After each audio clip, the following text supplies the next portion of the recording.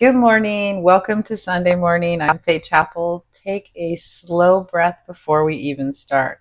Wherever you are, whatever the week left in you, if this past week felt heavier than you expected, it's not a problem. That's the whole point because this is week 3 and we asked a lot this month, right? We didn't just talk about rewriting your story. We did the actual rewrite. We named the chapter you kept replaying. We sat with grief inside it and we looked at that chapter and said that we're getting ready for something new. How we start our Sunday sets the tone for our entire week. So, welcome to the Sunday Morning Club, the show dedicated to intentional living and personal growth. I'm Faye Chapel, and on behalf of all of us here at Elevated Living, I invite you to take this time for yourself to find your center and fill up your cup. I'm so glad you're here. Here's the thing that nobody warns you about. When you change a chapter of your story, your whole brain has to update. So let me explain that in plain English, okay? Your brain doesn't store memories the way a computer stores memories, right? It stores them the way you tell a story. So it has shape, meaning, cause, and effect. So every time you remember something, your brain doesn't just play that file back, it rebuilds it right there. It forms all those pieces and puts them all together. And that's how memories change over time. Not because they're broken, because every replay, essentially, you're rewriting a little bit of your story. So this is the good news. It means that the story you tell yourself about who you used to be and who you are now is editable, right? It's not faked. It's edited, it's updated with new meaning. But here's the catch. When you start rewriting a big chapter, there's a stretch where you just don't have the same old story anymore. And the new one isn't quite solid yet. And that stretch kind of feels awful. So it feels floaty, kind of off balance, like you forgot something important, right? And some people call it the in between. I call it kind of the wobble. So your brain hates the wobble. So it will quietly try to drag you back to the old story, the one that hurt. But at least it was familiar, right? So you'll catch yourself kind of rehearsing it and you defend it and you play it at 3 a.m. And it's not a setback. It's your brain doing its job. It's just doing it kind of badly. So the real job is to let that wobble exist long enough for that new story to filter in. And that's why we breathe today. That's why we write today. That's why we do something physical today.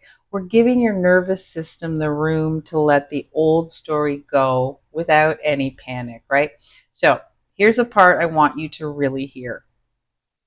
Grief is part of this. Not because something tragic happened, right? Because something real is ending. Even when the chapter was hard, even when you wanted to get out of it, even when the sequel sounded so much better, there was still grief because it was yours. And people skip this part, right? They want the upgrade without saying goodbye to the old identity. They want the new identity without really putting down the old identity and letting it just rest. So it doesn't really work that way because if you're feeling something heavy today, that's not weakness, essentially. That's really accuracy. So this morning, we're not going to bypass any of it. We're going to give it space. We're going to use the breath to settle the body down. We're going to use some prompts for journaling to move through grief, not around it. And we're going to use a small little physical ritual to tell your whole system that this chapter is closing because we're moving on to bigger and better things. So here's the real headline. The sequel that you're looking to do is already running, right? You're already in it. You're not waiting for the new chapter to start. It started the moment you let yourself notice that the old one was over. So the moment you let one truth land that you've been swatting away for years, right? That happened. The moment you wrote a sentence in your journal that would have been impossible to write a month ago. That's the sequel. It's not the future version of you doing something massive and dramatic. It's the present version of you. It's living differently, quietly, living it already. So today's job is to feel that the closing of one chapter and the start of the next at the same time, both are happening in one body. And that's a lot to hold. So we hold it together, but let's settle in and try to do it together. So get comfortable, sit down or lie down, whatever your body you feel like it needs today. I want you to close your eyes if that feels right. Or if not, just soften your gaze. Whatever feels right to you today. I want you to take a slow breath in and out and notice the weight of your body, where you're held. The chair, the floor, the bed. You don't have to do anything with it. Just notice where you're being held. Where are you taking up space? And I want you to bring your attention to your chest, right under your collarbone and down to the bottom of your rib cage, right? The whole front of the body from shoulders to belly. This is a place we're really focusing on today because this is where we essentially carry the things that we haven't said yet, the things we haven't put down, the grief that doesn't have words. So you might feel tightness, you might feel heaviness, you might feel nothing at all, and any of that is absolutely fine. So I want you to just notice, is your chest warm or is it cold? Is it heavy or is it light? Is it open or is it closed? I don't want you to change it. I just want you to describe it to yourself. Because this week asked a lot of this part of your body. You held something here that was hard, right? Even if you weren't fully aware of what you were holding, your chest knew. And if you haven't listened to our podcast or read any of the Spark newsletters in LinkedIn, go back and do it because that's where we started this work. And it progresses each week, right? So we start with a LinkedIn newsletter, our podcast, our backstage, and then we move into Sunday Ritual. They are all connected, the same lessons all throughout the week. So let's take one slow breath right into the space, right into our chest. And imagine the breath going where the holding is, right? Don't push it out. Just keep it company. Just leave your breath here and breathe. And again.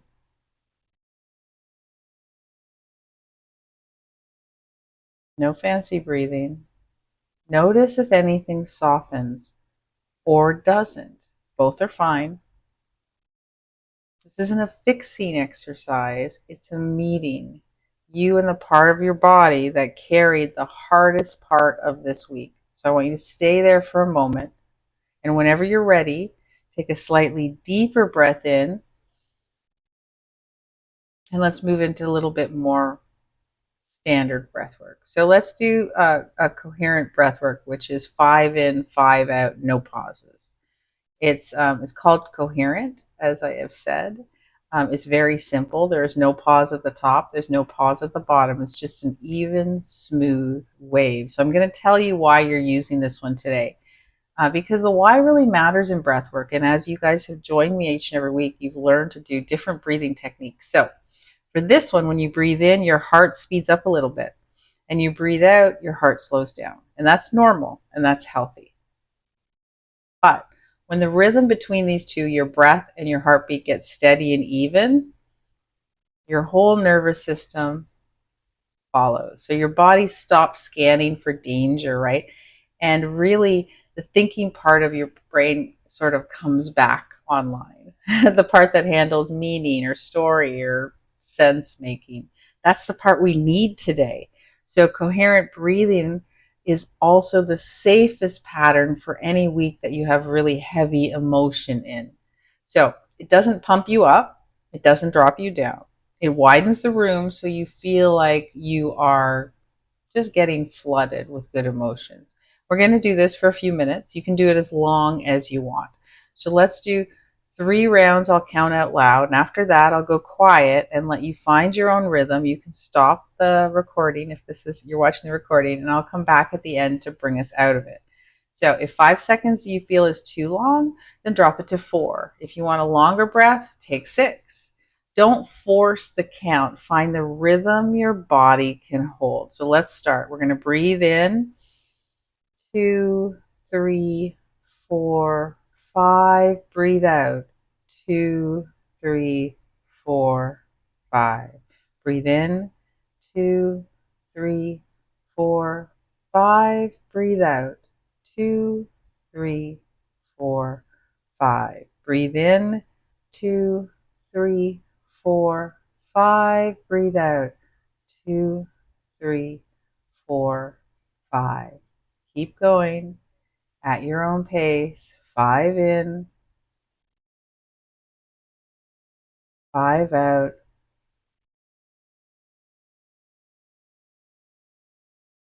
If your mind wanders, that's fine. Just bring it back to the count. The breath is the anchor, and everything else can drift through.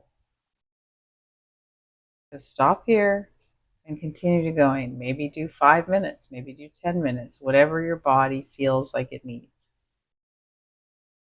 And when you're done, I want you to start to notice your breath again and stay with the rhythm. Take one more full breath in and let it go all the way out. And when you're ready, let your breath return to normal. Don't try to control it anymore. Just sit for a moment with what's there. And after you've done this breathing, just notice if anything feels different in your chest, in your hands, in your shoulders, in your face. You don't have to name it, just notice if there's something different. And when you're ready, we'll move into some journaling and some prompting to really drive what we're doing in. So we're going to write 5 prompts or 5 questions. So I want you to have your notebook handy as always. Before we start, I want one thing. You're going to be tempted to write the polished version. Remember? The version that sounds wise, the version you'd be okay reading out loud later. Don't. I want you to write the messy version, the one that's actually true, the one you wouldn't say in a meeting, the one your brain has been editing for years and years and years. Because this morning, your job is to write it without editing.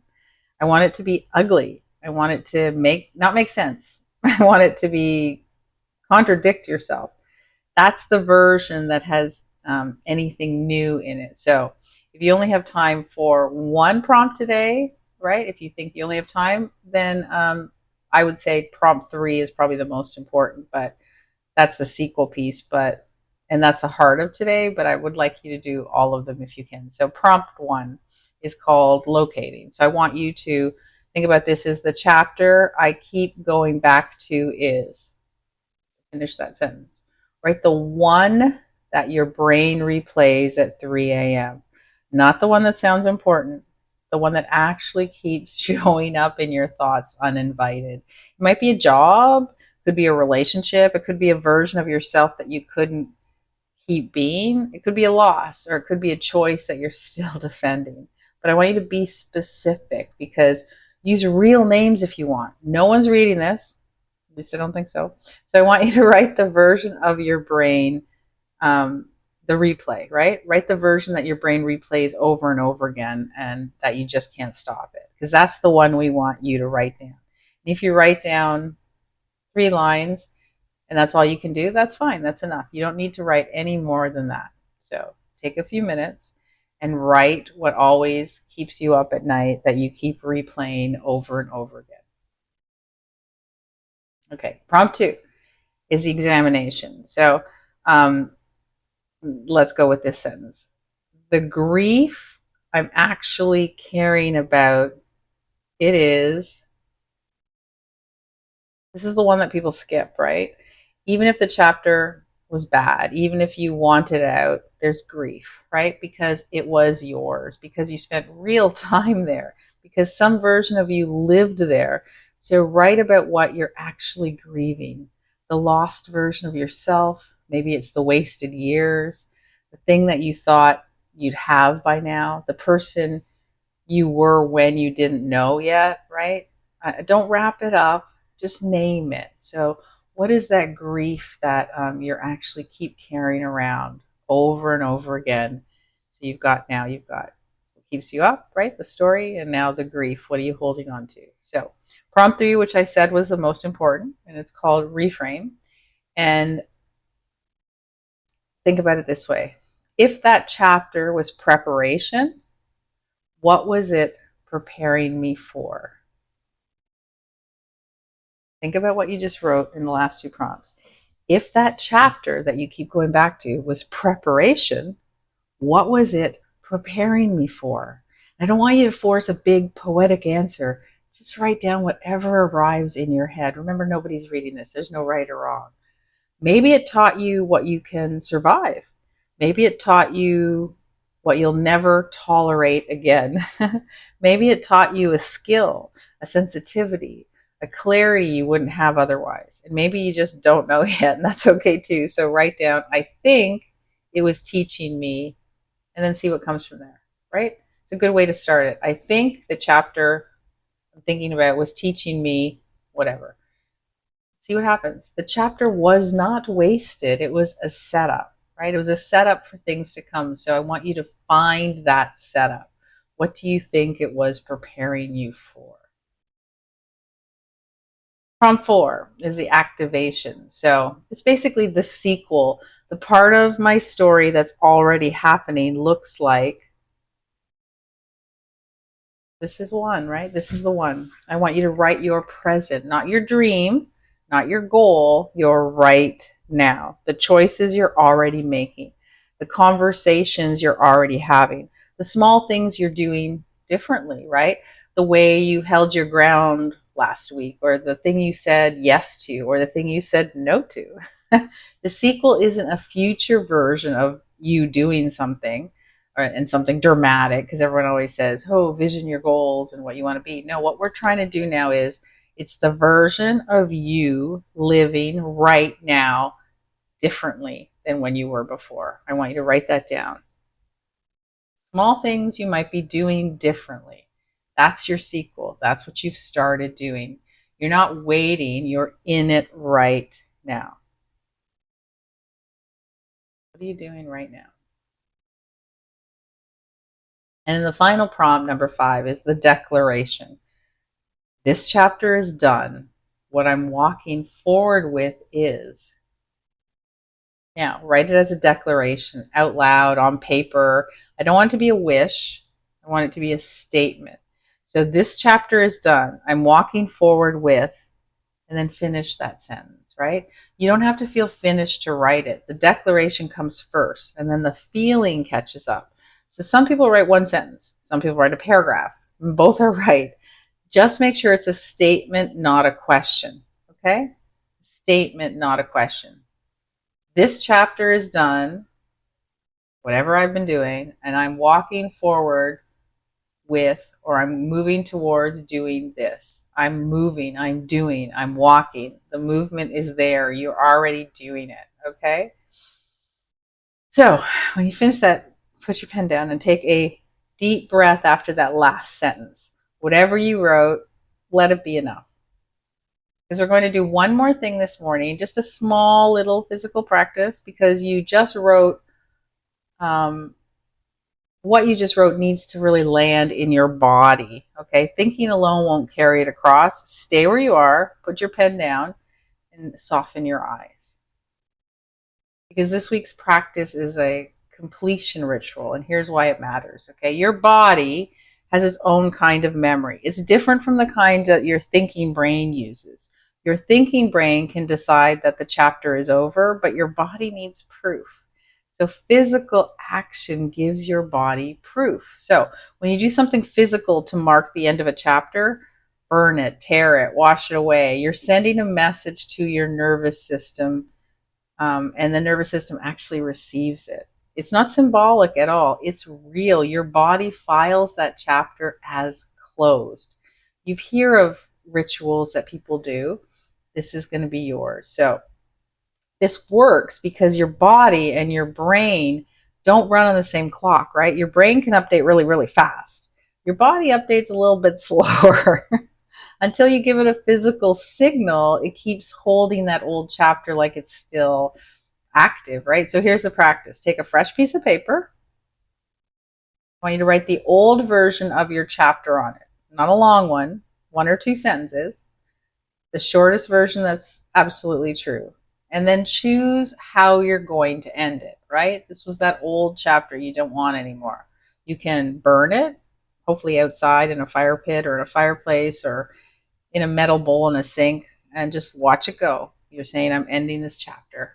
You can tear it up into small pieces and keep going until it looks like there's no words anymore and you can't see anything, so you can throw it out.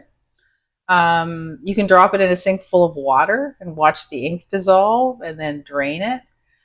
Pick whatever really feels right for you and don't overthink it, because as you do it, say one sentence out loud, whatever your declaration was from prompt 5. Get it?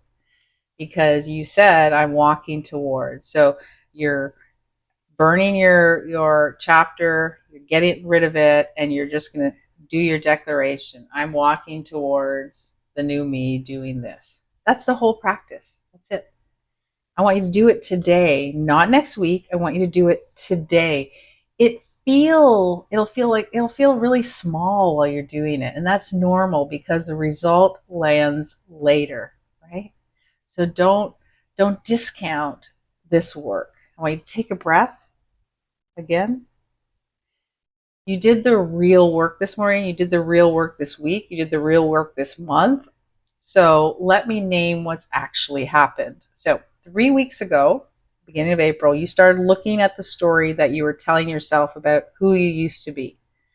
2 weeks ago, you cleaned up the language, and that was keeping that language that was keeping really the old version stuck, right? This week, you sat with the actual chapter, the one your brain keeps replaying, and you named what was inside it, the grief, the gift, the sequel that was already running.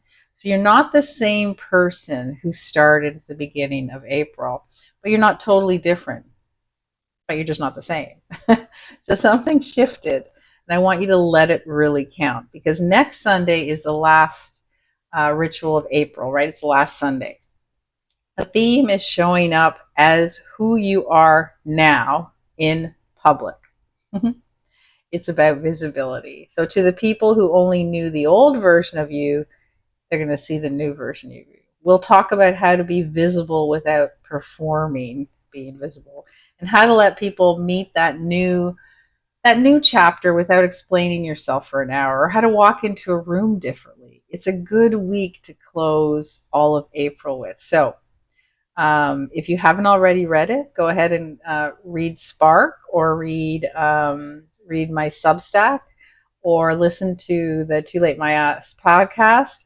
Or if you are part of our community inner circle, you know we dove a little deeper. We did a lot more in April on this subject, because everything aligns, right? So again, go read something, take a couple minutes in your inbox, and it's a great gateway or doorway into next week. So hopefully you'll be joining me again. Can't wait to see you. Don't forget, subscribe to Spark on LinkedIn, subscribe to the podcast, and then check out our inner circle at toolightmyass.com if you want to dive even deeper into this. Now, you don't have to. You can just join us every single Sunday and set that little bit of time aside for you. And with that, our time together comes to a close. Thank you for showing up for yourself today. Take that feeling of this space with you and let it guide your actions and reactions this week. I'm Faye Chappell. On behalf of everyone here at Elevated Living, I'm wishing you a week of profound peace and clarity. This episode was produced by the City Media Group.